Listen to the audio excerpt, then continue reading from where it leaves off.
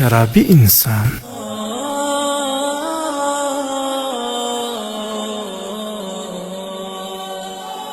له حضرت ابن عمر رضی الله عنه څخه روایت دی چې نبی اکرم صلی الله علیه وسلم وفرمایل له شراب نه ځان وساته.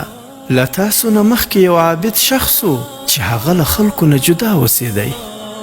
یوې ښځې وغوښتل چې هغه ګمراه کړي. خپل یو خادم یې هغه ته ولېږی او ځان ته یې راوغوښت. هغه عابد ته یې وویل چې موږ تا د یو ګواهۍ لپاره راغواړو. عابد د هغې کره راغی. له هرې دروازې نه چې دننه کېدو ښځې به هغه دروازه بندوله تر دې چې عابد د ښځې کوټې ته ورسید. د دغې بدکردارې ښځې سره یو هلک او یو د شرابو لوښی و.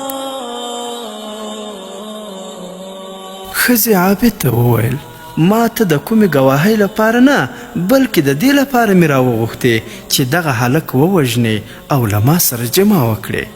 که دا دواړه کارونه نشي کولی نو بیا دا شراب وڅښه. که تا انکار وکړو نو زه به چیغه او شور وکړم او تا به رسوا کړم. عابد مجبور شو.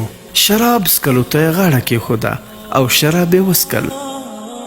عابد چې یو پیاله وڅکله نو بله پیاله یې هم راوغوښته او په دې ترتیب څو پیالې شراب یې په ځان واړول تر دې چې سخت نشه شو او له ښځې سره یې زنا وکړه او هغه هلک یې هم قتل کړ.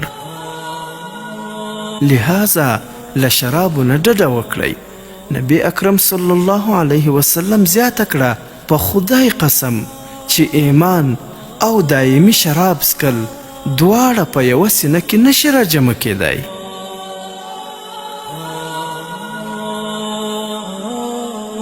او نبی اکرم صلی الله علیه وسلم فرمایلی دی چا چې په دنیا کې شراب وڅکل الله تعالی د قیامت په ورځ پر هغه د مارانو زهر څکوي چې له څکلو نه مخکې به د هغه د مخ غوښه لاندې غورځېږي او کله چې یې وڅکي نو د بدن ټوله غوښه او سرمن به یې وغورځېږي او په دې سره به شرابیانو ته تکلیف رسیږي.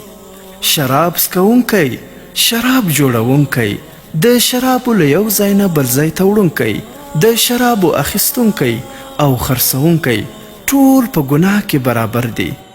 الله تعالی د هغوی لمونځ، روژه او حج نه قبلوي تر څو چې توبه ونه باسي.